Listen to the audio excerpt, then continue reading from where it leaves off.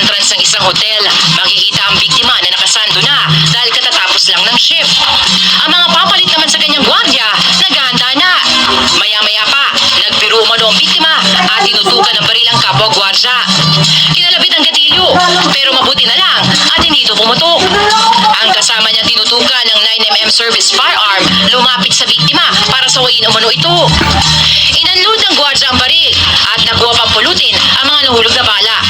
Ilang sandali lang, mawawala sa kuha ang biktima at makikita na lang ang siko nito at bigla na lang pabagsak. Itinutok pala nito sa sentido ang baril at saka pinutok. Lulukban ba? Bigla na lang. Nagulat na lang ako sa nangyari.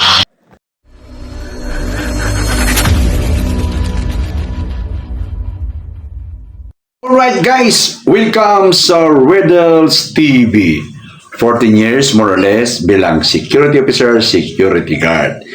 Ang pag-uusapan natin guys, kung paano natin hawakan ang, kumbaga, ingatan, hawakan ang ating service firearms.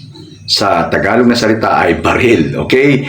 So bago ang lahat guys, baka magulat kayo na may harapan sa inyong kamera na mahaba ang buhok, nakasando, naka-earrings, mukhang ingot, na hindi mukhang gwardya at security officer. Kasi guys, ako ay isa ng retired na po ako, hindi na po active sa ganong trabaho. Pero guys, para makapaggabay ako, makapagbigay ng liwanag, kasi alam kong maraming mga security guard na nagjo-duty na hindi dumaan ng formal training, kahit dumaan ng formal training, pero ika nga nag-cheat ba? Ano ba yung cheat? Yung formality lang ginawa, pero actually wala naman talagang kaalaman sa pag-duty ng guardia. Tulad ng pag-uusapan natin ngayon, ano? So, pero bago ang lahat guys, ako ay nagbibigay ng mga pointers, gabay, impormasyon sa aking channel, no? Dumalaw lang kayo sa channel ko, ayan. Pindutin nyo yung, yan, ang playlist na yan. Playlist, pagka napindot yung playlist, yan ang lalabas, yan, no? At, ayan, nandyan sa Security Guard Matters. Ang dami nyo matutunan yan, guys, no? Ang dami nyo matutunan na hindi, kung ika nga, magbabayad kayo niyan. Magbabayad kayo niyan pag, ikuha nyo, in-acquire nyo sa ibang mga tao, no? Sa akin, libre lang. Ang akin lang, pakiusap. Kung bago kayo sa channel ko, mag-subscribe, mag-like kung nagustuhan nyo. Tapos, i-dislike niyo yung video pag hindi nyo nagustuhan. At, yung mga patalastas natin, bigyan nyo naman ang pagkakataong panoorin yung patalastas natin. Yun na nga lang ang ating hiling. Kasi guys, kahit 5 duling, wala akong natikman sa aking channel. So, malay nyo, sa panood nyo ng advertise, mabigyan nyo ako ng 5 duling. Anyway guys, baka nagdududa kayo sa pagkatao ko, sino ba tong gago na to? Sino ba yung ingot na yan? So, imbestigahan nyo rin yung pagkatao guys. Marami akong video dyan. Ayan o. Panoorin nyo yung mga video para magkaroon kayo ng lead kung sino ako. Ngayon, kung nakita nyo hindi pala ako kapanipaniwala, huwag nyo panoorin yung mga video ko, no? Pero kung nakita naman nyo na reliable naman ako na tao, di sana, mabigyan ko kayo ng maayos na impormasyon at tamang gabay sa inyong pag-duty ng security guard. Anyway, punta na tayo sa ating main topic. Ano ba yung main topic natin? Huwag paglaruan, don't play with your gun. Okay, no? Alam mo guys, ang trabahong security guard guys ay hindi laro-laro. Bawat duty natin ay may tinatawag, yung kabilang hukay natin ay nasa libingan na. Kaya nga nire-require yung mga security guard na mag-proper training. Pero ngayon kasi, may YouTube na. Tulad ako, nagbibigay ako ng libreng impormasyon sa mga tao, sa mga gwardya. Kahit hindi gwardya, kahit asawa ng gwardya, kapatid ng gwardya, may idea na kayo kung ano talaga tumatakbo ang buhay ng trabaho ng security guard. Anyway, so ano ba itong SFA, Service Firearms? Yan yung binibigay ng mga agency sa atin, baril natin, no? Baril natin. So, meron tayong gabay niyan sa training. Tinatawag how to treat your gun, no? How to treat. Pero hindi ko na isa-isahin yun kasi matatagalan lang tayo. So, ano ba itong baril? Ito yung baril na binibigay sa atin kasi ito yung pinaka-last option natin in case na magkaroon tayo ng problema sa duty natin. Ika nga, between life and tinatawag na life and death situation, no? So ito yung last option natin, but hindi ito ang mainis ka lang ng konti, di ba? Kaya nga tinuturuan sa training paano humawak ng ating baril, ating service firearms, no? Tulad nung sa video, guys, nakikita nyo, pupukus na lang tayo sa video kasi don't play with your gun, ano? Pupukus tayo sa video na yon, pinaglalaruan niya yung baril niya, no? Pinaglalaruan niya kasi nga, kuwan, yung tinatawag na inisip niya walang bala. Dinider na yung demonyo. Ang baril, guys, ay demoniatic, ano yun? Kalimutan ko na tuloy. Basta demonyo ang baril. Hindi mo dapat kukumpiyansaan. Ang paghawak ng baril, guys, ay tulad ng paghawak ng cobra. Ano yung cobra? Pag ikaw handler ng cobra, ang presence mo ay nandun sa pinaka-ulo ng cobra. Pag gumanon yung cobra, alerto ka na. Ganon. Hindi pwedeng iwaksi mo ang tingin mo sa ulo ng cobra kasi nga, once na magkamali ka, may paglalagyan ka. Ganon din yung baril, guys. Always treat your gun as it loaded always. Kahit wala yung bala, palagi mong isipin na loaded yan. At wag mong i-point ang iyong nozzle o ano ba, yung pinakadulo ng baril sa mga tao kahit walang bala yan. Nangyayari sa akin yan yung nag-diver ako ng armor car. May mga kasama ako mga bata, 22 years old, 23, mahilig yan maglaro kasi bago yan, kahit naman ako nung bata-bata pa ako, nung paghawak ko ng baril, uso kasi ng litolapid na yan eh, mga litolapid na Leon Guerrero, so mga ganun-ganun. 3-8 pa kami dati nun, guys, 3-8 pa kami. Kuan, talagang bago-bago ako, talagang kinakabahan pa nga ako minsan eh, pero sa sobra naming, tulad ko rin, bata ko pa rin yung kasama ko, binaril namin yung buko, guys. Binaril namin yung buko. Hindi naman alam na may kaso pala yun. Indiscriminate firings ang kaso noon. Kaya kung wala kang kaalam-alam sa paghawak ng baril, marami kang magiging kaso na hindi mo alam. Tulad niyang nakikipagtalo ka, binunot yung baril. Threatening yun. Tinutok mo, tuting na yun. Paputukin mo kaya, indiscriminate firing yun. No? Kaya marunong kang humawak ng baril at hindi mo dapat paglaruan. No? Tulad nung sa video, anong ginawa niya? Masayang-masaya siguro siya noon. Wala yan, ikaw naman, masyado ka naman eh, di ba? Minsan nga, nag-turnover kami. Yung pag-turnover, teka lang guys, kukuha lang ako ng sample ha. Okay, YouTube, gusto ko niya paalam na ito ay plastic na. Plastic yan ha, so hindi totoo yan ha. So sample lang to. Yung kasama ko, nag-turnover. Ang pagkuha ng, ang kamay mo, hindi mo ipapasok dyan. No? Ganon yan. Okay? So pag kumuha ka ng magasin, ito, nakaganon yan. Pipindutin mo rito, lalabas yung magasin. Pagkatapos mong labas ng magasin, ikakasa mo siya ng 3 beses. Pero ang kanyang dulo nandun. Ang kasama ko, kinuha niya magasin, ginanon niya sa akin. Ginanon ko agad. Pre, delikado yung ginagawa mo. Anong sagot sa akin? OA mo naman. Alam mo naman walang bala yan. Hindi ganun, brother. Kaya nga may rules na huwag mong itutok-tok kahit saan, kahit walang bala yan o meron. Treat your gun as loaded, always. Diba? Tapos, ikaw pa ngayong galit, kinuriksyon ka ng kasama mo. Halata kang, pinaduty kang, wala kang training. Kasi kung may training ka, alam mo kung paano i-treat ang gun, ang service firearms, no? Kinukurik ka, nagagalit ka, no? So, itong ganito, palagi mong nakuha niyan, nakatutok. At pag kumuha kayo ng mag-declare kayo ng baril, doon kayo sa sandbox. Ano yung sandbox? Baka hindi nyo pa alam yan. Yun yung nilagay doon para doon natin i-clear ang baril at doon natin kalabitin. Pa! Bumutok man siya, ay doon tatama sa sandbox. But, kahit walang tinamaang tao at pagkalabit mo pumutok doon sa sandbox, may kaso kang tinatawag na accidental firing. So, pwede kang iartiyo ng iyong officer. No? So, kaya kailangan ng 3 kasa. Kung 9mm ito namang kuan, yung 3.8 dati, wala na yata ngayon. Yung 3.8 ay bilog naman yon. Yun, bilog naman yun. So, mas less ang ang accidental firing nun. Kasi nakikita mo naman na nakabula kasi yun eh. Nakabula yung 3.8 eh. So, kapita mo yung bala. Pero itong 9mm ngayon, hindi mo makikita na kinain na pala ng spring yung isang bala mo. Kahit bilang-bilangin mo yan. Kahit delikadong paglaruan. So, nangyari din sa akin yan, naging driver ako ng armor car nga, ay kinilir ko yung bala ko. Pak.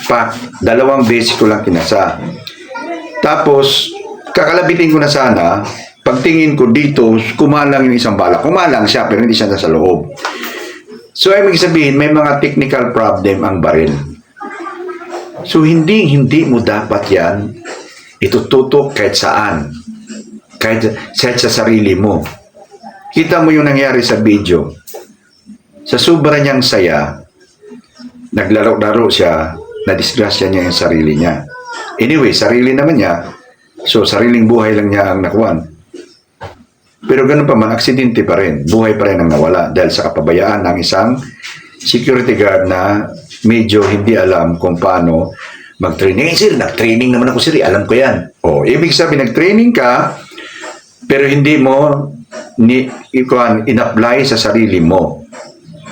Kasi bakit nagmamagaling ka? Kadalasan na accidental fire ay mga taong nagmamagaling, nagpapabilib, lalo ng mga officer dati. Okay guys, may mga taong pabilib. No? Kahit police, military ay na-aksidente sa mga baril.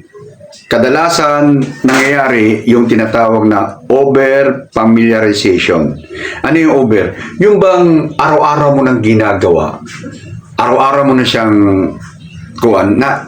nagre-relax ka na.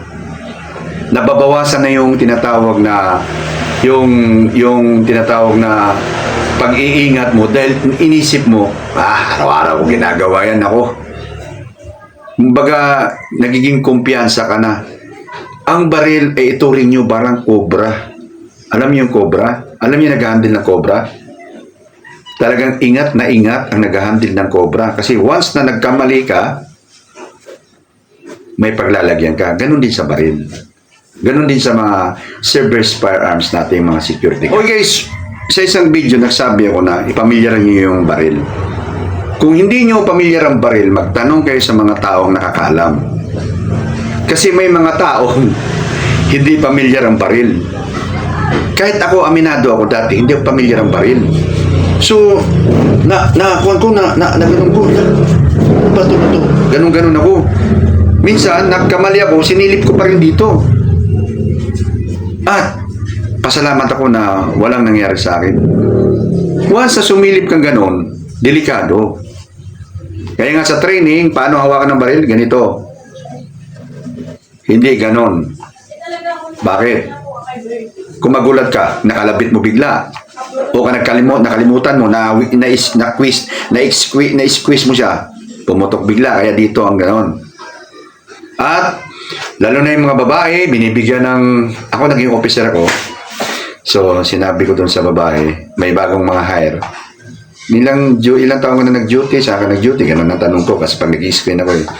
So, familiar ka na ba sa 9mm? Sabi ko, kasi nabibigyan din sila minsan eh. Opo, sir. Ganun pa yung iba. Ganun ba? Sige. Binibigyan ko kagad ng 9mm. Sige, show me how to handle. Show me how to proper turnover.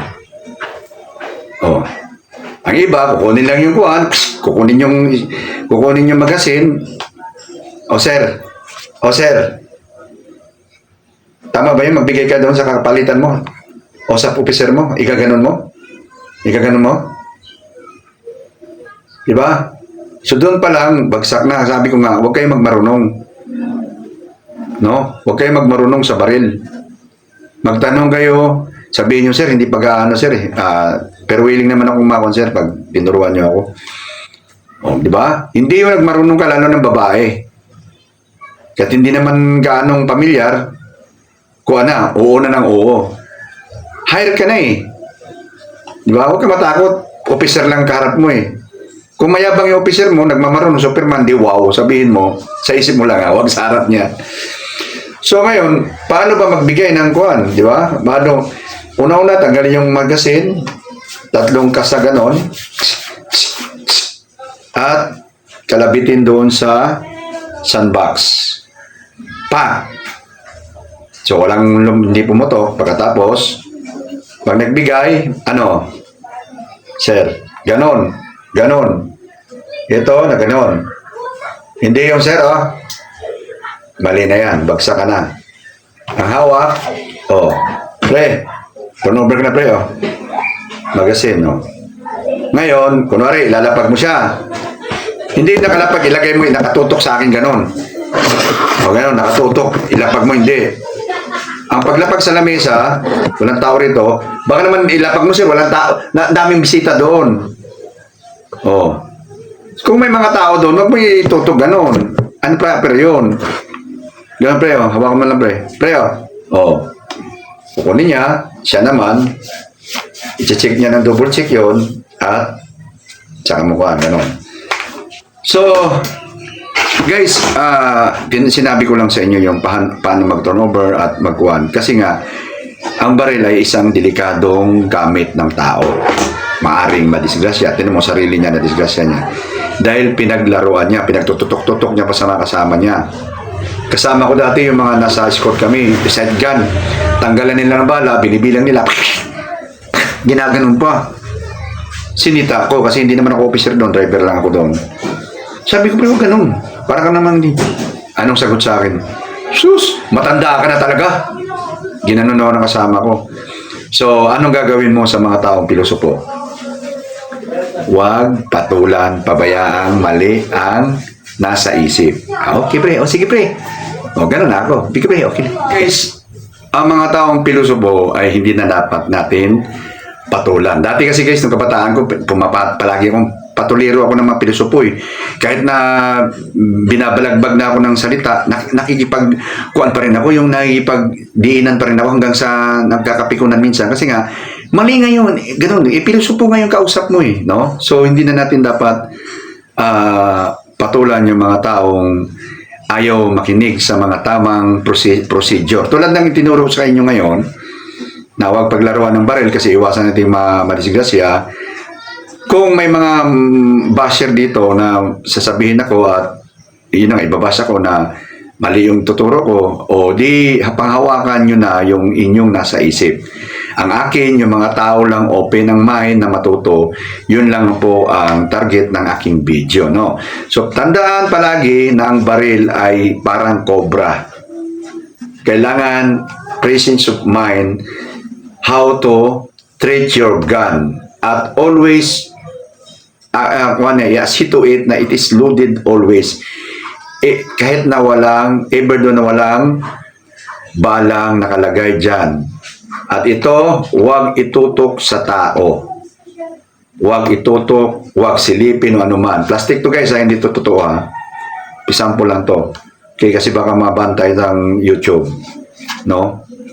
So, yun lang naman ang gusto kong ipahatid sa video na to, na ang kadalasan nagkukuhan, ang mga kadalasan mga nadidisgrasya ay yung mga kabataan, yung bago sa kanilang kaisipan o kaya sa ilang kanilang, kasi nasa bata pa tayo, di ba? Parang nanonood tayo palagi ng pelikula, may gera, ang sarap humawak ng baril, mga higa-higa pa, mga litulapid, litulapid kasi nasa panahon pa namin eh.